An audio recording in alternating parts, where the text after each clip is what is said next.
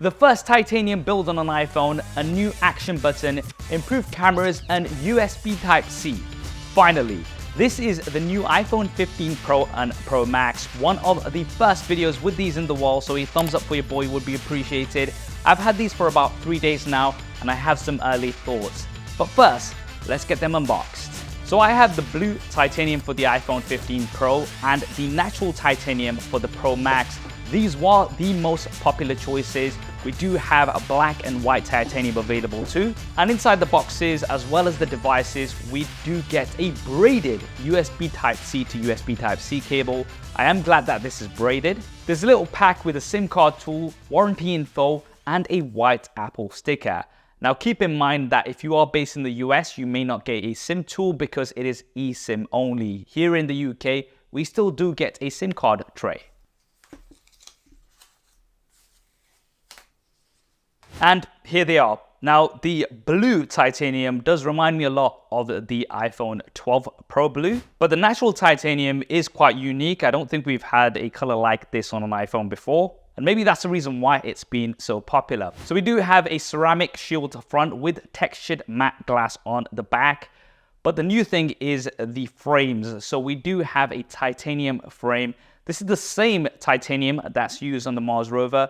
Not the exact same one because the Mars rover would come back and it'd be very expensive. But anyway, I think the most noticeable thing about the iPhone 15 Pros is that they are actually lighter compared to the 14 Pro and Pro Max. Now this is because titanium is a lighter metal compared to stainless steel, but it's still as durable. And if we bring the iPhone 14 Pro Max here for a side-by-side comparison with the iPhone 15 Pro Max, the 15 Pro Max is noticeably lighter. It's around 20 grams lighter, and this is definitely a welcome change because the iPhone 14 Pro Max is a big boy. Now another change that we have are the contoured edges. So the iPhone 15 Pro Max just feels a little bit more comfortable. It's not as sharp on the sides as the iPhone 14 Pro Max is. Because the 15 Pro does have a brushed metal finish on the sides, I would say it's got a little bit more grip compared to the stainless steel on the 14 Pro Max. Now, one thing that I've not liked about the iPhone 14 Pro Max is the fact that the glossy stainless steel frame does attract lots of fingerprints and can look very muggy.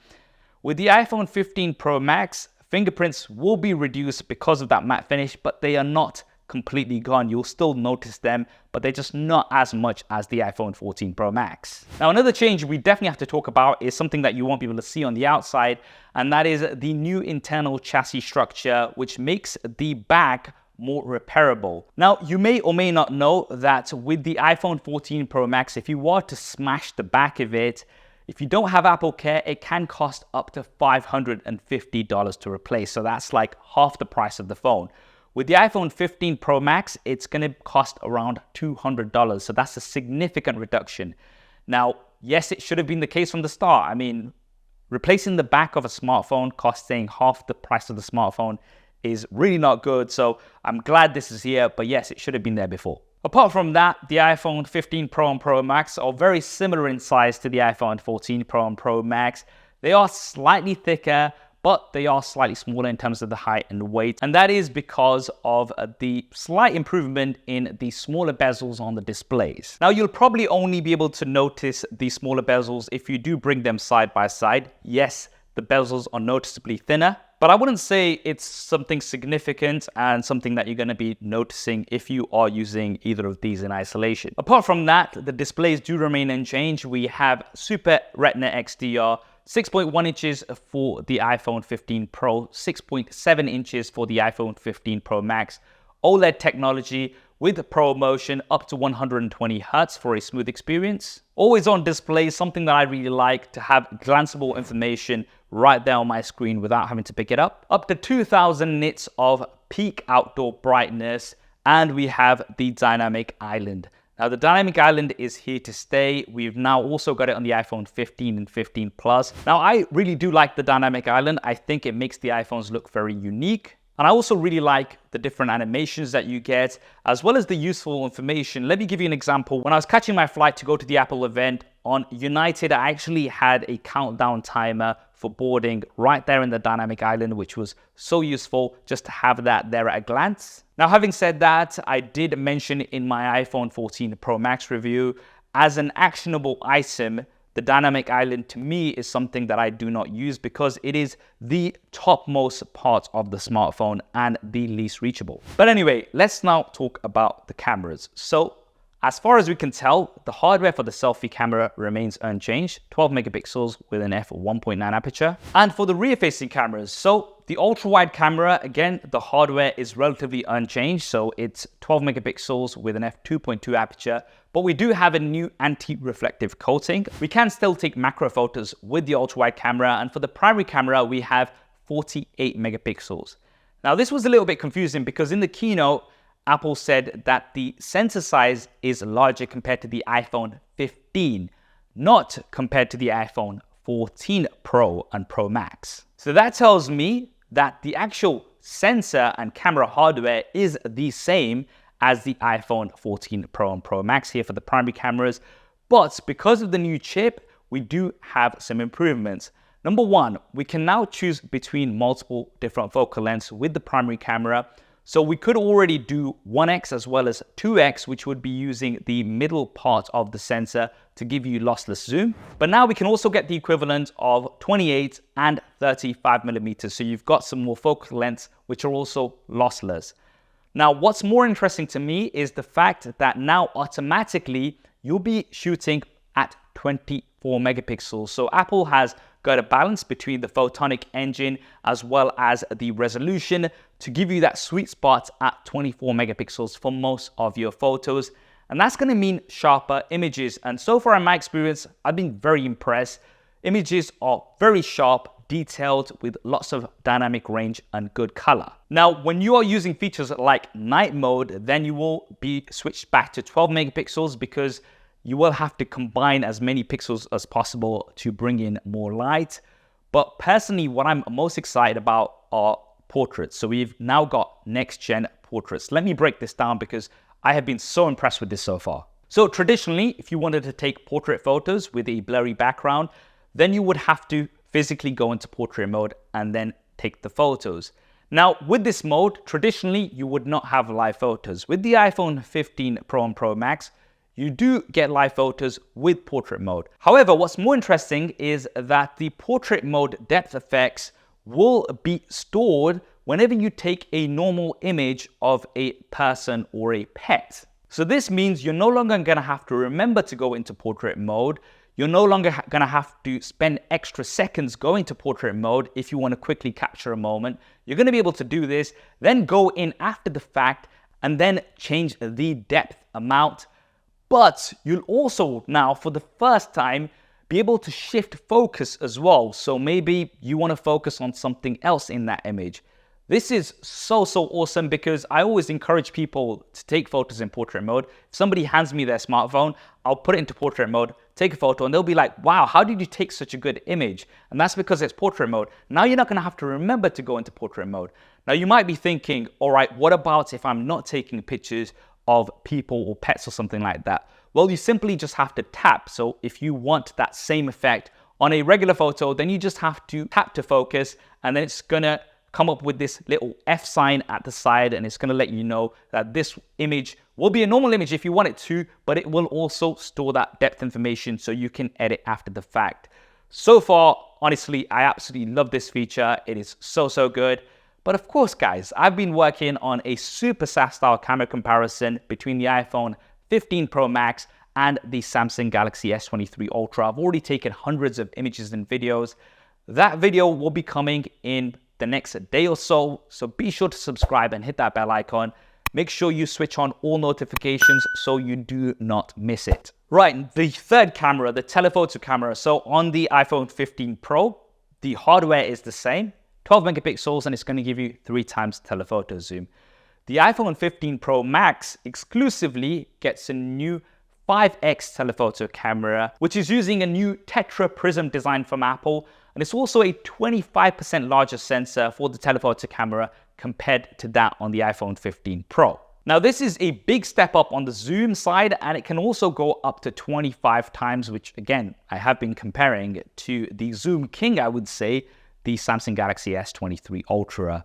I can't wait to share those results with you. Now, before we talk about video, just to quickly remind you guys, these SuperSaf style sunglasses are finally back in stock. They feature the iconic black on black design with the reflective mirrored lenses, but are now polarized to reduce reflections. It literally lets you see through glass when you are on a sunny day out. And the frames are also made with acetate for durability and a more premium look and feel. They still come with a premium case, cloth and box, and as always, a portion of profits will be going to charitable causes. Now, there is just limited stock available. I'd assume we're going to sell out in the next few days or so. So if you haven't already and you want to get your hands on the SuperSaf style sunglasses, then head over to supersafstyle.com or use the link down in the description below and get them while you can, because I'm not sure when we're going to get stock again. So for video, 4K 60 frames a second with HDR and Dolby Vision, excellent quality so far. I'm a huge fan of the video that the iPhones take, my favorite smartphones for taking video. Now we will be getting spatial video, so you're going to be able to record 3D videos using 2 lenses. That's going to be coming later on next year, and that's mainly for use with the Apple Vision Pro, which is also going to be coming next year. Now 2 new Pro video features we have on the Pro and the Pro Max. Firstly, log encoding, so you're going to be able to shoot in log and then grade your footage later on. We also now have ProRes video recording 4K up to 60 frames a second with external recording. And that is thanks to the new USB Type-C port.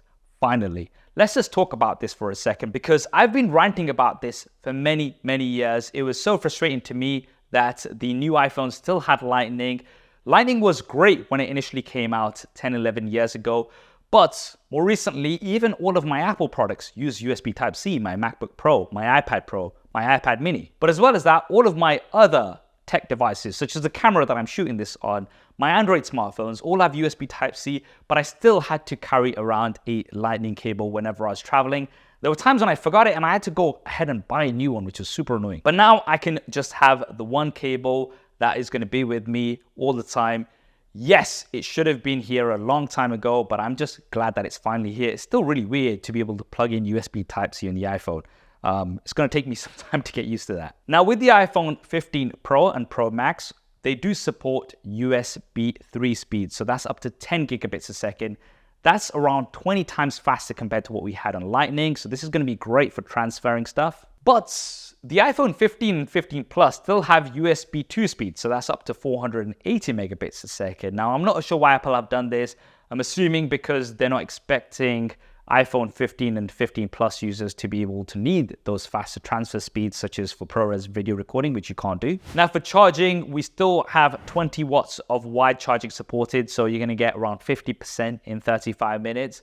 Qi wireless charging is supported up to 7.5 watts, but if you do want faster wireless charging, you will have to use MagSafe, and that is at 15 watts.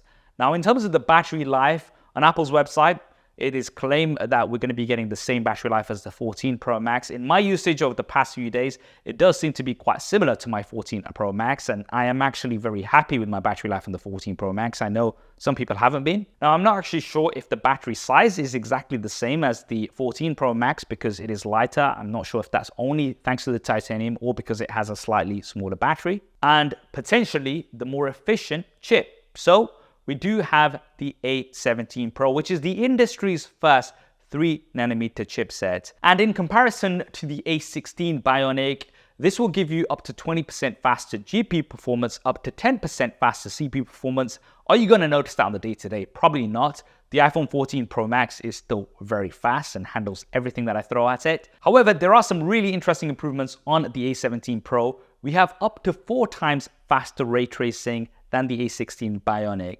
Now, this is not the first time we've seen ray tracing on a smartphone, but apparently, according to the keynote anyway, this is the best in the industry. And what's most interesting for me is that we're going to be able to get console-level games on the iPhone 15 Pro and Pro Max, such as Resident Evil Village, which will be using the same assets that you have on a game console, as well as Assassin's Creed Mirage. This will be the first time an Assassin's Creed is going to be natively available on a smartphone. I am so excited about this, honestly. Huge Assassin's Creed fan. Let me know if you guys are too. And this should hopefully open up the doors to many more console games which you'll be able to play on your smartphone. One advantage that you have on the new iPhones is that they support HDR. So for compatible games, you'll be able to get HDR, which you might not have been able to get otherwise. Now let's quickly take a look around. We have nothing on the top. On the right-hand side, we have the power button. On the left-hand side, we have the volume buttons, the SIM card tray. if you are not in the US, as well as the action button. Now, traditionally on an iPhone, we've had the mute switch. Now, for somebody like myself who's had my phone on silent since probably 2008, the mute switch was pretty pointless because it would always stay on mute. The action button now brings lots more possibilities, and I'm so glad it's here. You can fully customize this, so you can use it as a mute switch if you wanted to, but you can also use it now to launch the camera, for example, start a voice memo, for shortcuts, so you can pretty much make your iPhone launch whatever you want it to. The interface is really nice, and you can also launch different states. So for example, if you're somebody who likes to take lots of selfies on your camera, then you can have it so that when you do press and hold this button, then it's going to straight away take you into selfie mode, or maybe to start a video. I've personally set it to launch the camera. This is something that I normally have on my Android phones as well. I can double press the power button to launch the camera. Really useful when you just quickly want the camera to capture a moment. And when you are within the camera, you can use the action button as a shutter button to take pictures, which is also really nice. Now, as far as I can see, you have to press and hold this. There aren't different states. Like I would have liked to have had press once, press and hold, press twice for something else. I think these are all possible, and they will probably come with a software update. But right now anyway, I'm so glad that the action button is here, and it's going to be so useful for me. And at the bottom, of course, we do have the USB Type-C ports. We have the speaker grills, so we do have stereo speakers on both. We've got one bottom firing and one in the earpiece. Face ID is still here within the dynamic island, and it works well as expected. We still have crash detection. We still have emergency SOS via satellite. Finally, let's talk about pricing and storage. So the iPhone 15 Pro will be starting with 128 gigabytes of storage for around $1,000, which is the same price that the 128 gigabyte of the 14 Pro started at last year in the US. The iPhone 15 Pro Max will now start with 256 gigabytes as base storage, and this is at $1,200 in the US, which is the same price that the iPhone 14 Pro Max 256 version started at last year. In the UK, however, we have had a price reduction. So the iPhone 15 Pro and the iPhone 15 Pro Max actually start at lower prices compared to what the 14 Pro and Pro Max started at last year. We're looking at around 100 up to 150 pounds when we go for the 1 terabyte version. I'm not sure why this is. Maybe the economic situation has changed. Maybe they didn't sell as many in the UK. I don't know. But it's definitely good to see that the prices are back to somewhat normal. I mean, still, they're very expensive, but back to somewhat normal, comparable to what we have in the US. So those are my early thoughts and opinions after using the iPhone 15 Pro and Pro Max for the past few days. As mentioned, there is a detailed SuperSaf style camera comparison coming up, so do not forget to subscribe and hit that bell icon. Is there anything else you'd like me to cover with the iPhone 15 Pro and Pro Max, or even the iPhone 15s? Drop me a comment below, let me know, and I'll try to work on as much content as I can. Don't forget to pick up the SuperSaf style sunglasses while you can before they go out of stock. The link will be down in the description below. If you want to see my coverage of all of the new iPhones, I've done those here, as well as my detailed review of the iPhone 14 Pro Max a few months ago here. I hope you enjoyed this video and found it useful. If you did, do smash that like button for me. Thanks for watching. This is Saf on SuperSaf TV, and I'll see you next time.